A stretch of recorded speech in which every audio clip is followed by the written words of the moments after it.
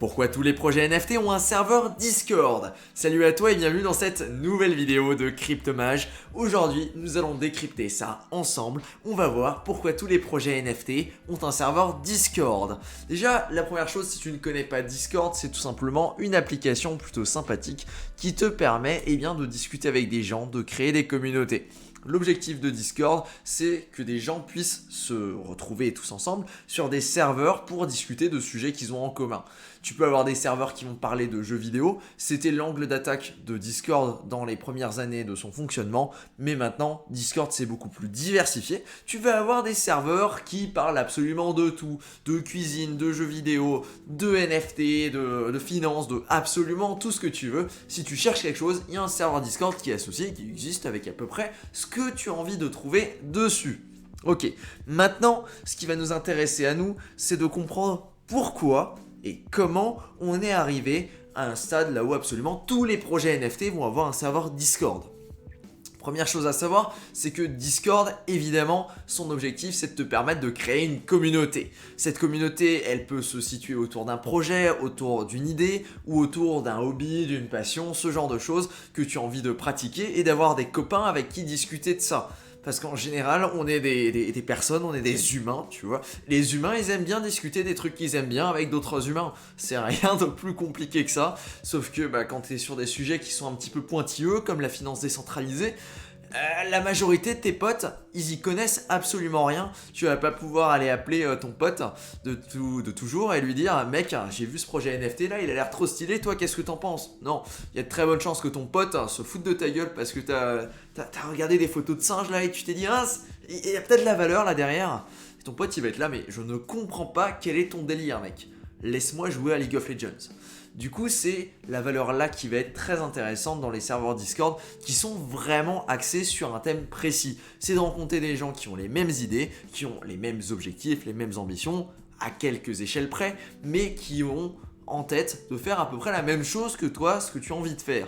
Du coup, c'est bon plan de rejoindre des serveurs Discord qui sont basés sur des communautés qui t'intéressent. Ensuite, l'autre chose, c'est que pour le créateur du projet, ça permet de jauger l'intérêt du projet. Si tu crées un serveur Discord, que tu fais de la pub sur Twitter et qu'il y a nobody qui arrive, tu sais très bien qu'il y a un petit souci quelque part. Peut-être que l'art n'est pas au point au niveau des NFT, peut-être que la communication, il y a un petit souci technique, que le message passe pas très bien, peut-être que le projet n'en fait pas assez, que c'est un simple PFP, du coup ça va pas être si intéressant que ça, ce genre de choses. L'intérêt d'un Discord, c'est vraiment de pouvoir permettre à des gens qui vont apprécier un projet, de pouvoir parler de ce projet, de pouvoir partager des idées et éventuellement de pouvoir aller un petit peu plus loin. En général, ça va parler très très souvent de NFT, de crypto, ce genre de choses, peut-être parfois d'actualité, peut-être parfois de conseils dans certains trucs. En fonction des différentes communautés, tu vas avoir différentes têtes, différentes figures qui vont sortir de ces Discords, qui vont sortir du lot et qui vont en fait leader un petit peu la conversation.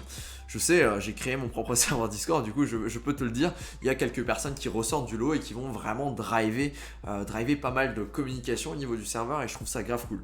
Mais la majorité des gens, ce sont des bonhommes qui vont juste être là et qui vont lire un petit peu comme ça de temps en temps. Parfois, ils vont un petit peu discuter. Voilà, c'est comme ça que ça fonctionne sur un serveur Discord en règle générale. C'est un petit peu la même règle que ce que tu vas avoir sur Twitter, là où tu as la majorité des gens qui sont juste là pour lire. Tu as une minorité qui va mettre des commentaires et tu as une minorité encore plus minoritaire qui va s'amuser à créer des threads, à répondre, pardon, pas à répondre, mais à tweeter directement, à mettre des photos, des images, ce genre de trucs. C'est absolument normal, c'est comme ça que ça fonctionne dans toutes les communautés. L'intérêt du coup du Discord, ça va être de ramener une communauté et de jauger son intérêt.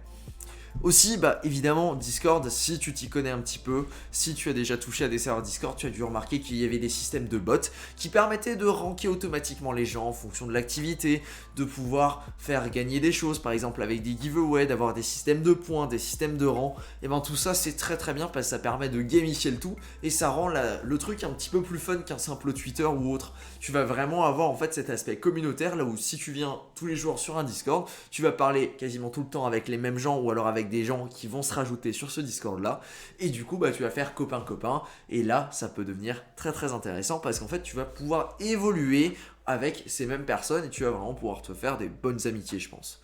En règle générale c'est comme ça que ça fonctionne. L'autre intérêt, c'est évidemment de pouvoir faire passer des annonces et d'avoir un autre canal de discussion que un fameux Twitter.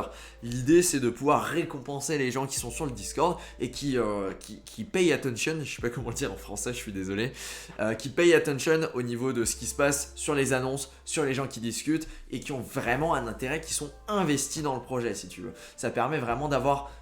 Ouais, on peut le dire, d'avoir plusieurs classes de gens qui vont suivre le projet. Les mecs qui sont ultra investis, les mecs qui sont vraiment ultra investis, ils vont être sur le Discord, ils vont discuter, ils vont interagir avec les gens, ils vont parler de leur stratégie, si c'est de la finance ou autre. Les mecs qui sont un petit peu moins investis, qui vont quand même suivre les annonces, tout ça sur le Discord. Et puis les gens qui passent juste par là, par Twitter, qui vont se créer un compte sur le Discord juste pour pouvoir lire 2-3 trucs, avoir plus d'informations, tout ça, c'est aussi une autre possibilité. Maintenant, évidemment, là on va avoir des opportunités de pouvoir graber quelques alphas, c'est-à-dire des informations que tu trouveras que sur les Discord et qui passeront fortement, enfin pas fortement, mais qui passeront pas sur Twitter. Évidemment, il y a des désavantages. Ce genre de choses, il y a toujours des bonhommes qui sont plus malins que la moyenne, ou surtout un petit peu plus mal intentionnés que la moyenne, qui vont essayer d'en tirer profit pour arnaquer des gens, ce genre de choses. Il faut en être conscient. C'est pour ça que j'ai une petite catégorie, les pièges à éviter. Eh oui, parce qu'il y en a. Et il y en a même une pelle. Tout ce qui va être serveur Discord, là où tu as plus de 100 000 personnes, très généralement, même 90% du temps, ça va être des bots. Ou alors des serveurs qui vont farmer les gens qui s'inscrivent pour la whitelist. Le souci dans les deux cas, c'est que ça va être des gens qui sont ni là pour la communauté, ni là pour apporter de la valeur, ni là pour faire autre chose que essayer de gratter quelque chose. C'est pas le genre de bonhomme que tu as envie d'avoir dans ton projet. L'idée, ça va être vraiment de faire un serveur, d'avoir une croissance organique, là où les gens vont apprendre à se connaître au fur et à mesure de la chose, là où tu vas créer une véritable communauté autour du projet, là où les gens vont discuter des œuvres d'art qui sont derrière le projet, des projets par exemple de partenariat, ce genre de choses, comment ils pourraient apporter plus, de faire un petit peu plus, tu vois, mais vraiment d'avoir une communauté, d'avoir cet esprit communautaire et d'avoir un groupe, une team. Si tu veux une bonne idée de à quoi ça ressemblait, parce que maintenant c'est un petit peu en désordre, mais tu peux regarder la Frog Nation qui a été créée par Daniel Cesta, là où il y a vraiment 4-5 projets du coup de Daniel Cesta, et les bonhommes sont à fond dessus, c'est l'équipe des frogs, c'est les grenouilles, tu vois, c'est leur délire, avec tout le temps des mèmes de Pepe the Frog et tout ça, c'est vraiment leur groupe à eux, c'est une énorme communauté. C'est un petit peu ce genre de délire là que tu as envie de recréer si tu vas faire un serveur Discord autour de ton projet. L'autre truc à faire qui est obligatoire si tu vas sur un serveur Discord, il faut obligatoirement que tu bloques les messages qui proviennent des personnes de ce serveur Discord. Là, je te parle des gros serveurs, hein, mais ça marche aussi pour les petits serveurs. En fait, sinon tu vas te faire spam, mais t'as pas idée à quel point tu te fais spam. Je te montre juste vite fait du coup sur mon Discord à quoi ça ressemble si tu veux mute un serveur. Par exemple, là on va prendre Galactic Gang, pas muter un serveur mais bloquer l'accès des gens. Du coup, tu fais un clic droit dessus et là tu vas aller, du coup c'est Privacy Settings. Je sais pas si tu l'as en français, à quoi ça ressemble. Et Allow Direct Messages from Server Members. Là, tu vas le désactiver.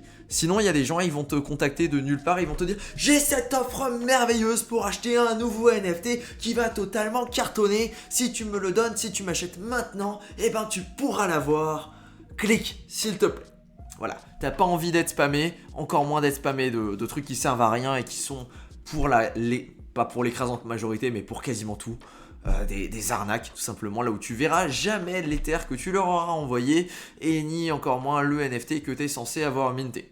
En plus d'avoir des positions dans des contrats douteux, ce que tu n'as absolument pas envie d'avoir, fais-moi confiance. Du coup, bloque les gens qui viennent des serveurs comme ça, les gros serveurs en général. C'est des petits serveurs, il y a très peu de chances en fait que ça t'arrive. Mais si tu es sur des gros serveurs, fais-le vraiment. Tu ne le regretteras pas et tu seras bien content d'avoir cette petite tranquillité. Dans tous les cas, tu vas le voir que tu vas être spammé et c'est la base. Tu vas pas avoir le choix de le faire. Du coup, ensuite, un autre truc un petit peu en termes de sécurité, c'est que si les gens t'envoient des messages privés, des bonhommes que tu ne connais absolument pas, avec qui tu n'as absolument jamais discuté, et qui te disent « Clique là, le projet là, il est trop top !» Voilà, je t'ai déjà fait la petite démonstration tout à l'heure. Évite. Non, même pas évite, ne le fais tout simplement pas. Ne te positionne pas dessus, ne clique pas dessus. En général, c'est des sites qui soit vont essayer de te faire faire une transaction tout de suite. C'est une transaction foireuse là où tu vas juste envoyer de l'argent.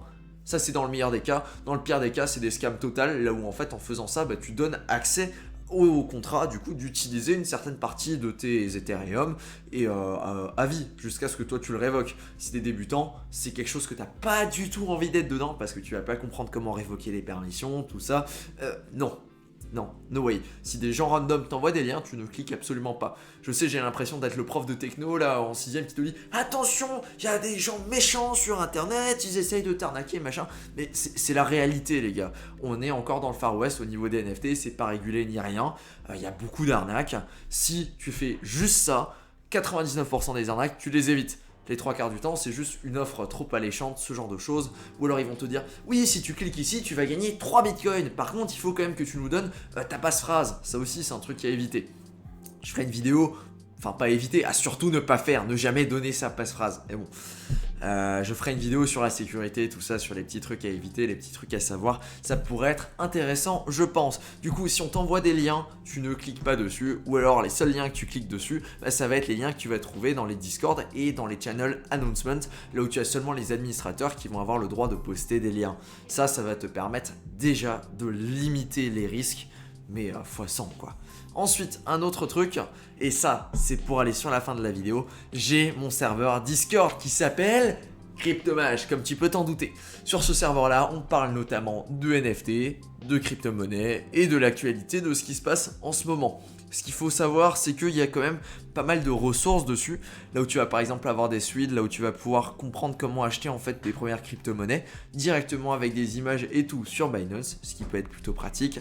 Tu vas avoir un dictionnaire pour les crypto-monnaies, parce qu'on utilise quand même pas mal de termes qui parfois sont pas si évidents que ça. Quelques projets que je présente, c'est des projets que je recommande généralement aux nouvelles personnes qui débarquent. Un lien avec une page là où tu vas avoir quelques avantages que tu peux avoir directement en cliquant sur ces liens. La majorité, c'est des liens d'affiliation. Ensuite, tu vas avoir une page avec des liens utiles, c'est-à-dire que si tu es dans la DeFi, les NFT, ce sont des liens que tu vas vouloir utiliser mais quasiment tous les jours et tu vas avoir accès directement à la playlist de 0 à héros dans les cryptos qui vend un petit peu du rêve et j'en suis pas peu fier. Je te mets le lien pour nous rejoindre dans la description, on se retrouve sur Général. Sur ce, je te dis à plus pour une prochaine vidéo. Ciao.